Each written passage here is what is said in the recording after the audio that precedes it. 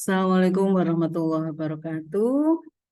Selamat pagi, salam sejahtera bagi kita semua, teman-teman calon mahasiswa baru STKIP Bagir Jombang tahun 2023-2024 yang saya hormati. Selamat datang di kampus tercinta kita, STKIP Bagir Jombang. Selamat bergabung untuk meniti masa depan yang lebih cerah lagi. Baik teman-teman, saya kira teman-teman sudah tepat untuk memilih di lembaga STKIP PGRI Jombang, namanya PGRI, lembaga PGRI. Jadi teman-teman namanya PGRI berarti sudah harus tahu bahwa PGRI itu adalah Persatuan Guru Republik Indonesia.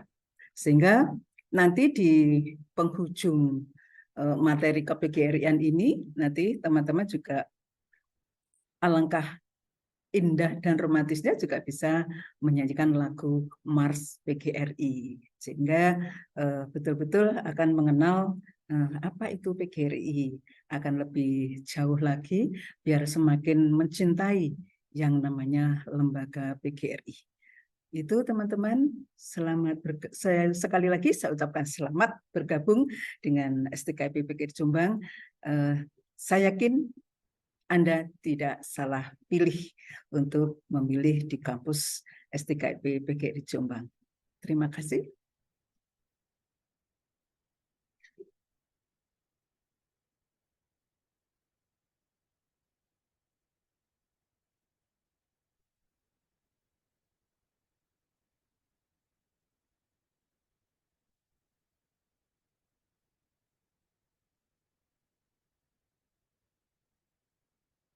Baik, berikutnya saya akan menyampaikan untuk materi dengan judul Peran PGRI dalam Pendidikan di Indonesia.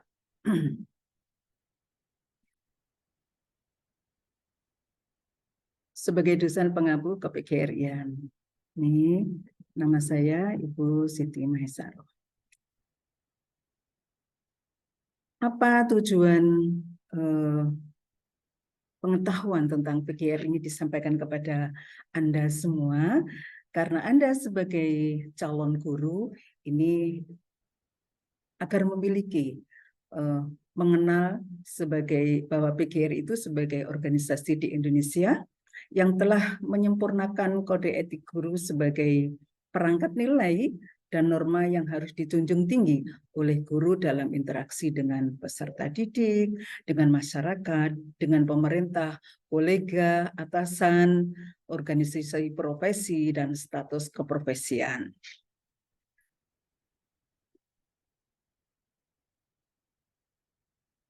Sejarah PGRI ini terbagi dalam 3 hal, yaitu PGRI sebagai organisasi pergerakan, PGRI sebagai organisasi profesi, dan PGRI sebagai organisasi ketenagakerjaan. Untuk penjelasannya masing-masing, PGRI sebagai organisasi pergerakan, ini gerakan guru pada masa perjuangan kemerdekaan, yaitu melakukan yang namanya usaha dalam meningkatkan status bagi sekolah untuk anak-anak bumi putra yang berasal dari strata sosial ekonomi rendah, kemudian yang sebelumnya hanya untuk anak-anak bangsawan. Jadi sekolah pada waktu itu hanya diperuntukkan pada anak-anak bangsawan, sedangkan anak bumi putra tidak. Nah, ini maka diadakan gerakan guru pada masa perjuangan ini, mendirikan PGRI ini. Kemudian mendirikan organisasi guru yang pada waktu itu ada yang namanya Persatuan Guru Hindia Belanda yang disingkat dengan PGHB, kemudian Persatuan Guru Bantu. Kalau di era sekarang juga ada guru bantu itu ya, atau sepuan itu ya. Dulu ada namanya Persatuan Guru Bantu yang disingkat dengan PGB. Nah, kemudian pada tahun 1932, PGHB ini diganti dengan nama Persatuan Guru Indonesia atau PGI. Selanjutnya, PGRI pada masa kemerdekaan, yaitu tahun 1945 sampai dengan 1949. Ini difokuskan, jadi pergerakan PGRI ini difokuskan pada perjuangan mempertahankan kemerdekaan, yaitu melalui perang gerilya bersama pelajar dan wanita. Jadi pada era 45-49 ini wanita juga sudah ikut bergerilya bersama pelajar yang ada. Kemudian PGRI sebagai organisasi pergerakan, yang kedua, ini PGRI pada masa demokrasi liberal, yaitu tahun 1950 sampai dengan 1959. Suasana politik pada waktu itu yang tidak menentu, ada kondisi saling curiga, maka pada Kongres PGRI yang keempat, yaitu pada tahun 1950 di Yogyakarta, ini bertujuan untuk memersatukan semua guru di seluruh Indonesia dalam satu wadah organisasi guru, yaitu PGRI. Nah, yang bertekad mempertahankan dan mengisi kemerdekaan, menghilangkan rasa curiga, dan menumpas PKI. Kemudian perjuangan PGRI menumpas pemberontakan G30 SPKI, yaitu pada Maret 1966, dengan nama KAGI, yaitu Kesatuan Aksi Guru Indonesia. Jadi teman-teman, guru itu sangat-sangat dengan sejarah, peristiwa-peristiwa sejarah itu selalu kental, selalu menyatu, melakukan aksi. Jadi kalau ada hal yang tidak baik, terutama terhadap kondisi negara, bangsa, dan negara, maka guru tampil. Jadi melakukan aksi, yaitu Kesatuan Aksi Guru Indonesia, itu pada Maret 1966. Nah, kemudian PGRI pada masa Orde Baru, ini menyusun konsep sistem pendidikan nasional pada masa Orde Baru.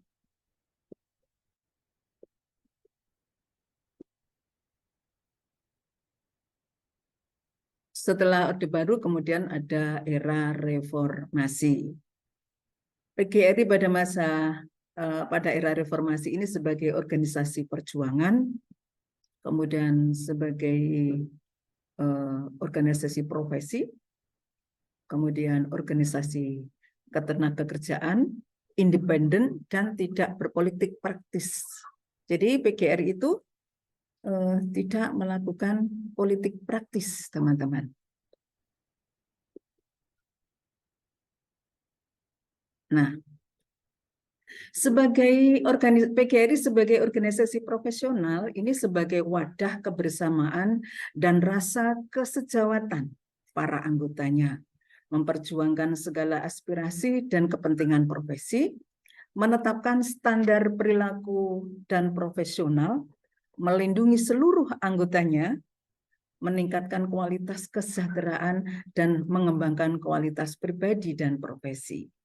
Saya kira ini sebagai organisasi profesional ini betul-betul diperjuangkan melalui berbagai upaya. Ya, jadi sebagai wadah kebersamaan.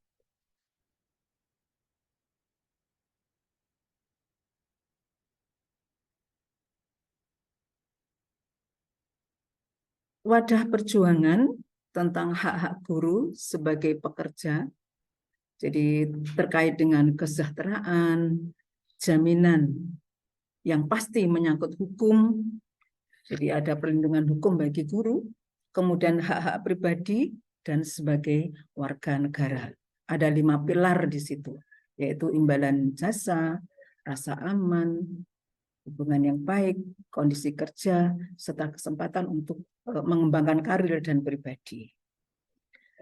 Kemudian diputuskan pada Kongres yang ke-18 tahun 1998,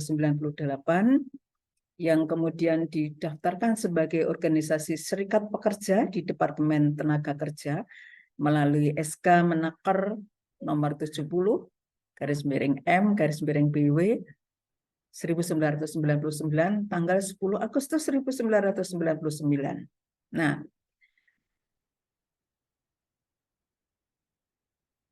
pada era reformasi, PGRI dapat berjuang sesuai dengan pola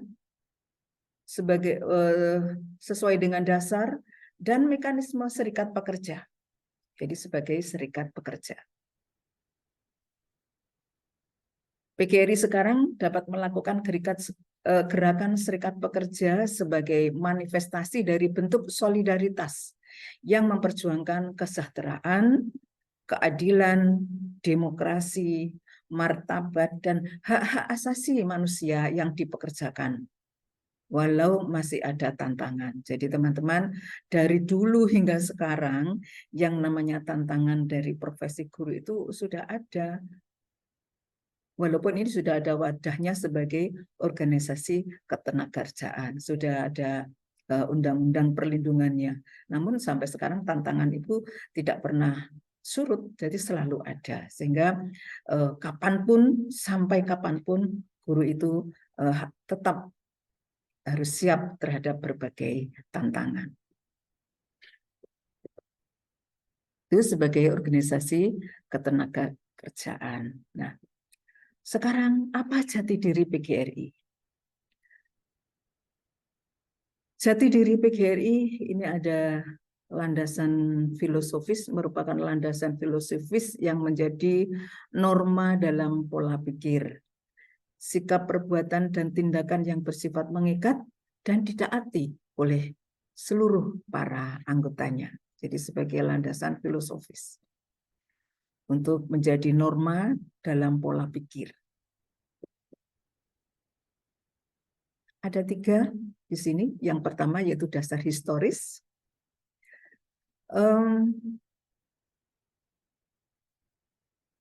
Dari dasar historis, PGRI berdasarkan hakikat kelahiran merupakan bagian perjuangan semesta rakyat Indonesia. Melalui profesi keguruan, menyebarkan semangat perjuangan dalam merebut, menegakkan, menyelamatkan, dan mempertahankan kemerdekaan NKRI 17 Agustus 1945 berdasarkan Pancasila dan UUD 45.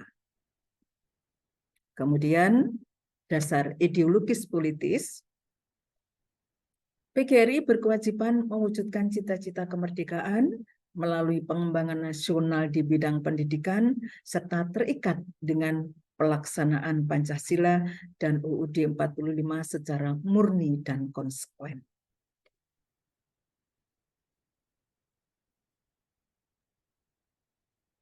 PGRI dalam dasar sosiologis dan iptek, PGRI dalam pengabdiannya selalu bersifat responsif, adaptif, inovatif, dan permisif, selektif terhadap keadaan masyarakat serta perkembangan iptek. Karena memang guru harus demikian, harus mempunyai sifat yang responsif, adaptif, inovatif, kemudian peka terhadap keadaan yang ada serta mudah bersosialisasi maupun menyesuaikan diri dengan perkembangan iptek yang ada. Sehingga sampai saat ini guru tidak boleh gaptek. Jadi harus mengikuti pada perkembangan ilmu pengetahuan dan teknologi. Baik, berikutnya struktur organisasi PGRI. PGRI secara strukturnya itu mulai dari BPLP PGRI, jadi ini di pusat, di Jakarta, ya. Kemudian breakdown ke bawah menjadi PPLP atau YPLP PT PGRI. Kemudian ada berdampingan dengan PPLP Daspen Provinsi. Jadi levelnya atau kesejajaran itu PPLP PT yang yayasan kita itu namanya PPLP PT PGRI ini sejajar dengan PPLP Daspen Provinsi. Jadi dengan provinsi tingkat 1. Kemudian di PPLP kita, PPLP PT PGRI kita, ini menaungi dua lembaga, yaitu STKIP PGRI Jombang dan STIE PGRI Dewantara Jombang. Nah, dari dua anak lembaga ini, dikatakan STIE itu sebagai adiknya STKIP, itu gampangannya seperti itu, teman-teman. Kemudian masing-masing ini sebagai tampuk kepemimpinannya, pucuk kepemimpinannya, yaitu baik STKIP maupun STI ini adalah ketua, yang pada saat ini ketuanya adalah Profesor Dr. Munawwaroh M.Kas, itu ketuanya. Kemudian bersinergi dengan levelnya sejajar, yaitu ada Senat Perguruan Tinggi. Nah, setelah ketua, kemudian di dalam menjalankan tugas dan tanggung jawabnya ini dibantu oleh 3 wakil ketua, yaitu wakil ketua 1 membidangi bidang akademik, wakil ketua 2 membidangi ketenagakerjaan dan sarana prasarana, kemudian wakil ketua 3 itu membidangi bidang kemahasiswaan. Kemudian wakil selanjutnya adalah dosen, prodi, dan seterusnya ke bawahnya.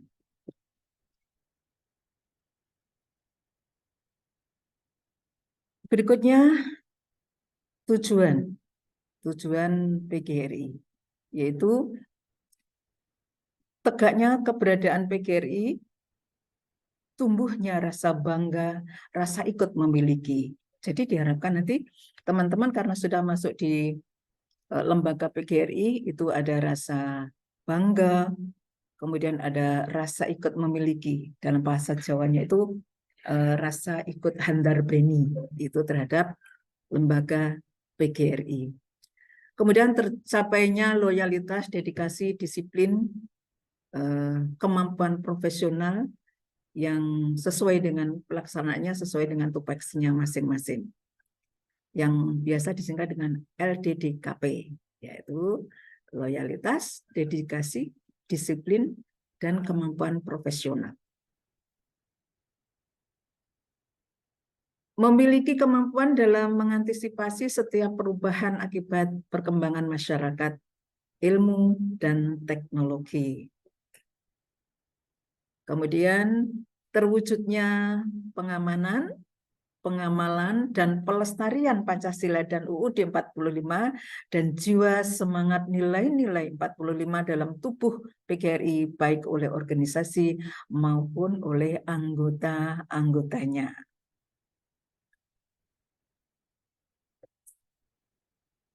Ciri khas PGRI.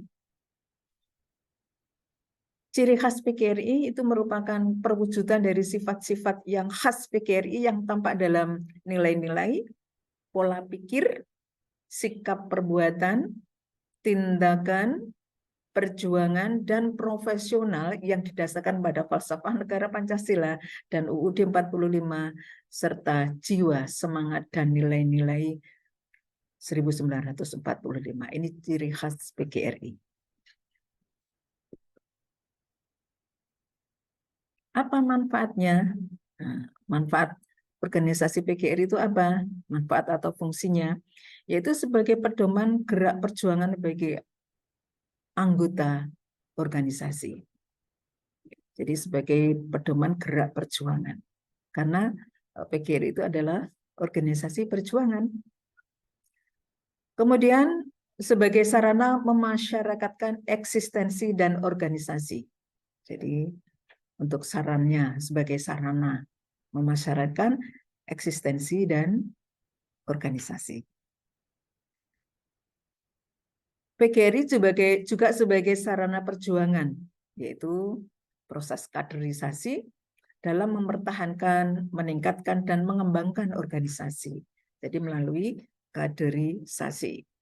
Kemudian sebagai pembangkit motivasi perjuangan PGRI, kemudian wahana penerapan rasa kebanggaan pada anggota warga PGRI. Jadi nanti bisa menjadi suatu wadah yang membanggakan, itu manfaatnya. Sedangkan misi PGRI ini terkait dengan yang pertama itu tujuan nasional. Mempertahankan, mengamankan, dan mengamalkan Pancasila dan UUD 1945. Ini sebagai misi PGRI. Jadi tidak pernah lepas dari yang namanya Pancasila dan UUD 1945.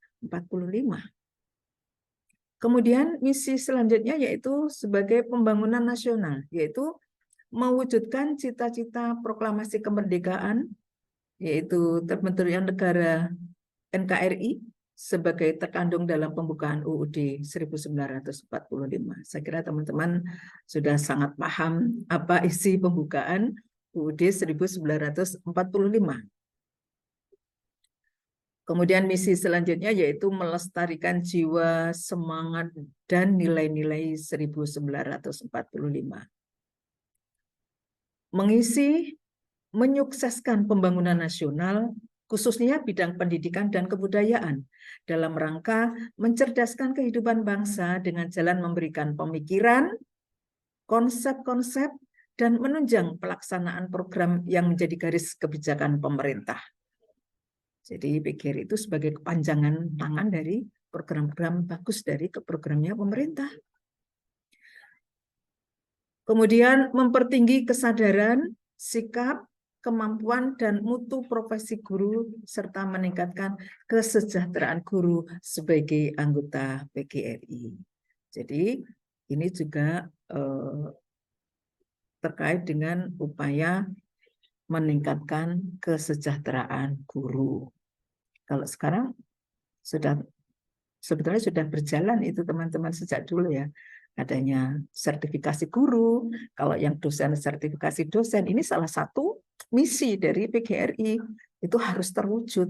Nah, itu juga harus selalu diperjuangkan.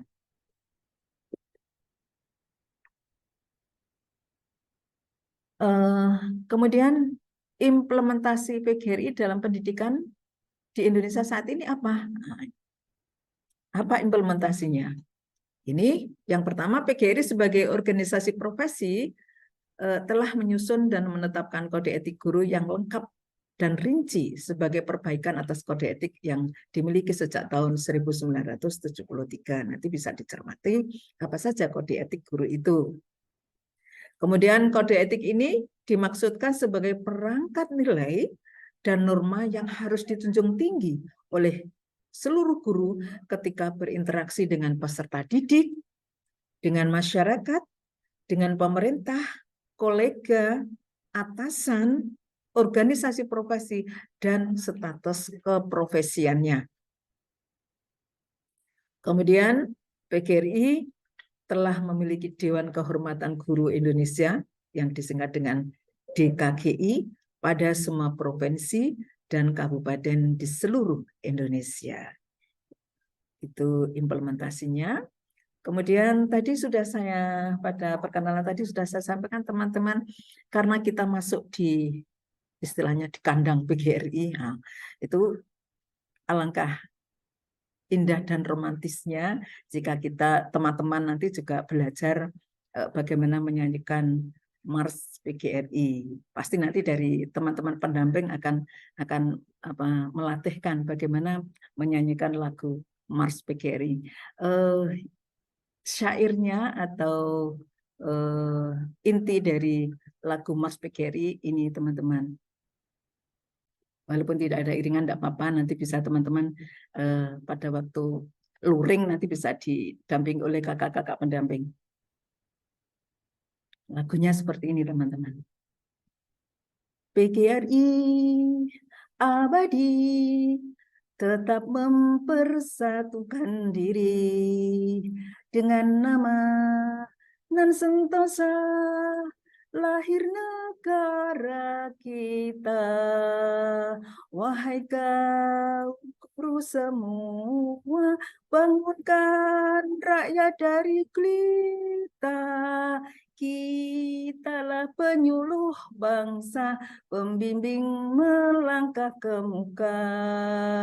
Insaflah kan kewajiban kita mendidik, mengajar praputra, kitalah pembangun jiwa, pencipta kekuatan negara.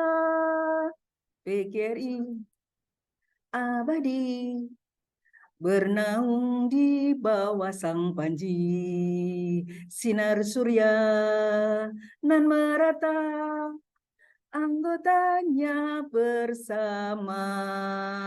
Wahai kaum guru semua, bangunkan rakyat dari gelita. Kitalah penyuluh bangsa, pembimbing melangkah ke muka. Insaflah kan kewajiban kita mendidik, mengajar praputra. Kitalah pembangun jiwa, pencipta kekuatan negara. Terima kasih. Assalamualaikum warahmatullahi wabarakatuh.